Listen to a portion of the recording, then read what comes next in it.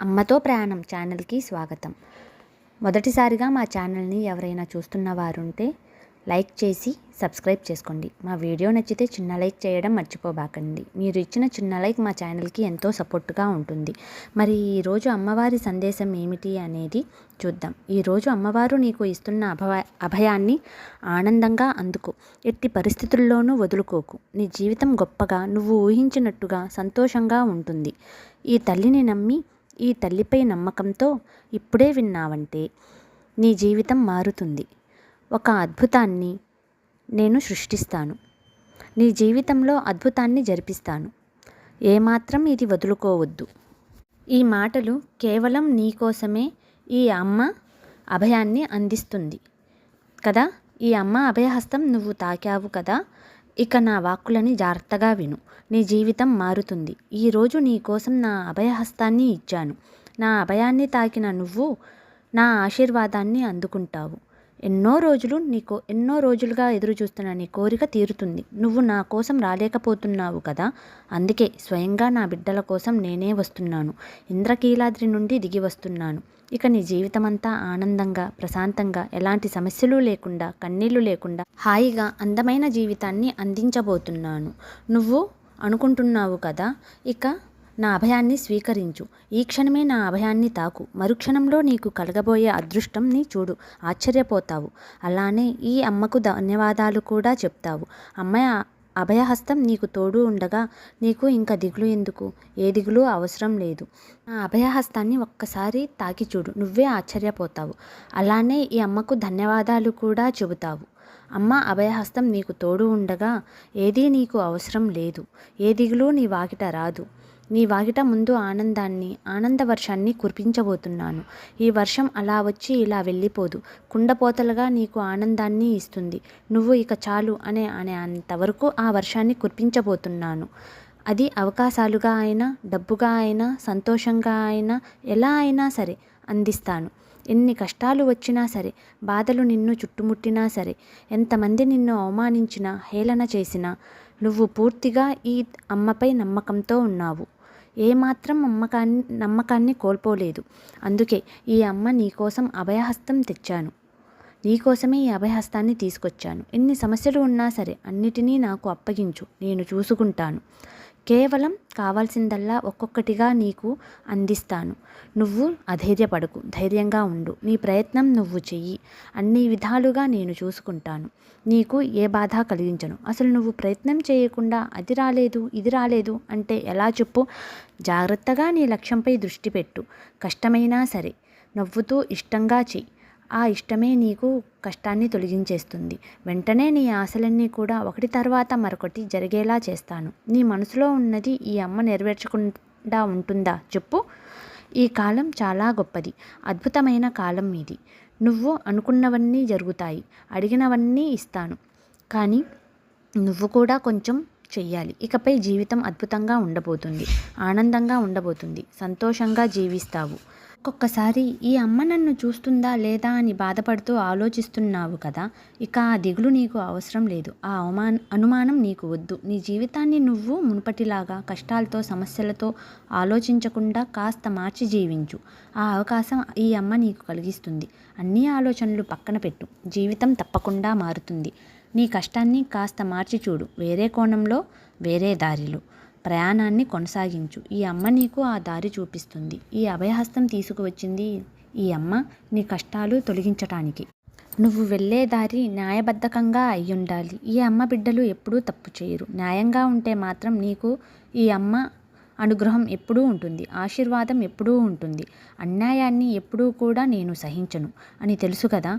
నువ్వు ఎప్పుడూ అన్యాయ మార్గంలో వెళ్ళకు. నా అభయం నీకు ఇచ్చాను అంటే నీ మంచి మనసు, న్యాయమైన గుణం మాత్రమే, నీ మంచి హృదయం మాత్రమే దానికి కారణమని తెలుసుకో.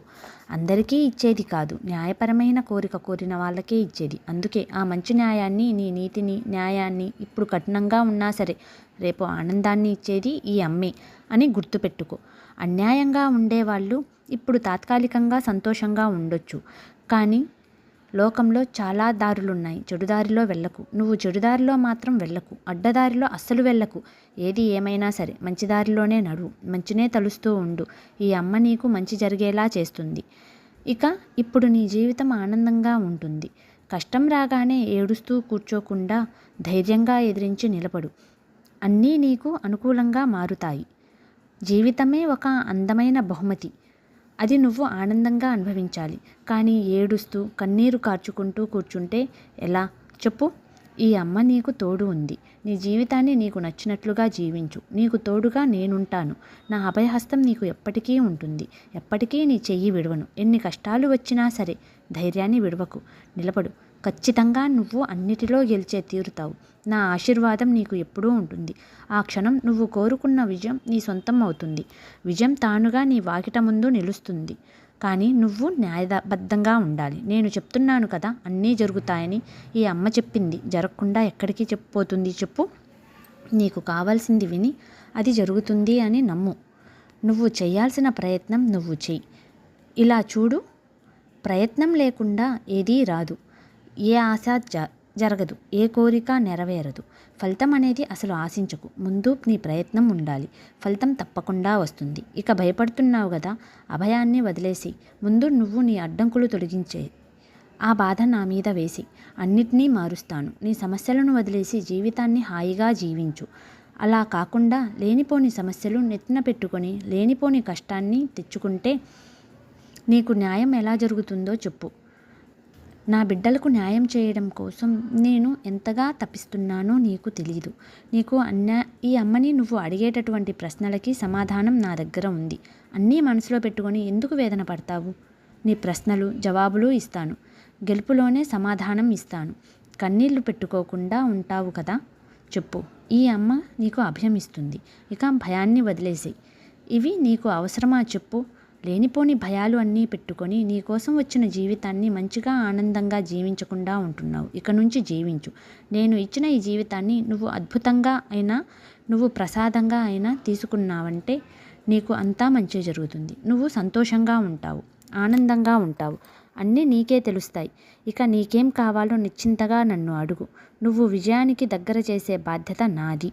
నీకు ఏ బాధ కలగకుండా ఉండే పూచి నాది. విజయలక్ష్మిగా తీర్చిదిద్దే బాధ్యత కూడా నాదే.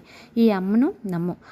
అవును, నువ్వు న్యాయం దారిలో నడుస్తూ ఉన్నావు కదా, నిరంతరం నీకు అత్యున్నత స్థాయి అతి త్వరలోనే వస్తుంది. ఈ దుర్గమ్మని నమ్మి నమ్మకంతో ముందుకు వెళ్ళు.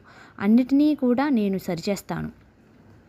ఒకవేళ నువ్వు న్యాయమైన దారిలో వెళ్తూ ఉన్నప్పుడే కింద పడిపోయావు అనుకో, నా చెయ్యి అందించి మరీ పైకి లేపుతాను. కాబట్టి ధైర్యంగా ఉండు. వెనుకడుగు వేయాల్సిన అవసరం ఏమాత్రమూ లేదు. నా పూర్తి ఆశీర్వాదం, అనుగ్రహం నీకు ఎప్పుడూ ఉంటాయి. నీకు పుష్కలంగా నేను అందిస్తాను. ఇక ధైర్యంగా నిశ్చితంగా ఉండు. ఈ దుర్గమ్మే నీకు అండగా ఉంది.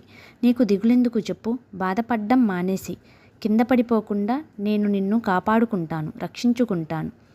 నేను నీకు అండగా ఉంటాను. ఒకవేళ నువ్వు పడిన వెంటనే నన్ను పిలు అమ్మా అని, నేను లేపుతాను. ఇంతలా చెప్తున్నా సరే ఇంకా ఆలోచన ఎందుకు చెప్పు?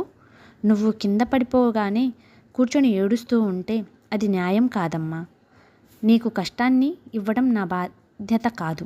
నువ్వు ఇలా ఏడుస్తూ కూర్చుంటే సమస్యలకు పరిష్కారం దొరుకుతుందా చెప్పు? దొరకదమ్మా. ఏదైనా సరే ఏం జరుగుతుందో చూద్దాంలే అని ధైర్యంగా ముందుకు వెళ్ళాల్సిందే. అప్పుడే జీవితం మారుతుంది. అలా కాకుండా నువ్వు ఇక్కడే కూర్చుని నా బాధలు తీరాలి అంటే ఎలా చెప్పు? జీవితం ఎలా మార్పు చెందుతుంది? ఎలా నువ్వు ముందుకు వెళ్ళగలవు? కాబట్టి ఏ విషయాలు కూడా అలానే మనసులో పెట్టుకోకు. ముఖ్యంగా అనవసరమైన విషయాలు అస్సలు నువ్వు తలదూర్చుకు. ఎంత ఖరీదైన బంగారం ఎంత విలువైందో కదా. నువ్వు కూడా బంగారం లాంటి దానివి. బంగారం లాంటి భవిష్యత్తు అందించబోతున్నాను. బంగారం ఎంత విలువైనదో ఎంత ఖరీదైనదో అంతలా నీ జీవితాన్ని విలువైనదిగా మారుస్తాను. నేను మారుస్తాను, మాట ఇస్తున్నాను. ఇక ఒకరు నిన్ను తాకాలంటే భయపడేంత నీ విలువను వజ్రంగా చేస్తాను. ఇక నువ్వు భయపడకుండా బాధపడకుండా నిశ్చింతగా ఉండు. దేని గురించి ఆలోచించుకు. సంతోషంగా ముందుకు వెళ్ళిపో చాలు. ఈ అమ్మ నీకు అండగా ఉండగా నీకు భయమెందుకు? నిశ్చింతగా ఉండు అని అమ్మవారు ఈరోజు సందేశం తీసుకొచ్చారండి. మరి ఈరోజు అమ్మవారు పంపిన ఈ సందేశం మీ అందరికీ నచ్చింది అని అనుకుంటున్నాను. నచ్చితే తప్పకుండా వీడియోని లైక్ చేయండి. రేపు అమ్మవారు తీసుకువచ్చే మరొక చక్కని సందేశంతో కలుద్దాము.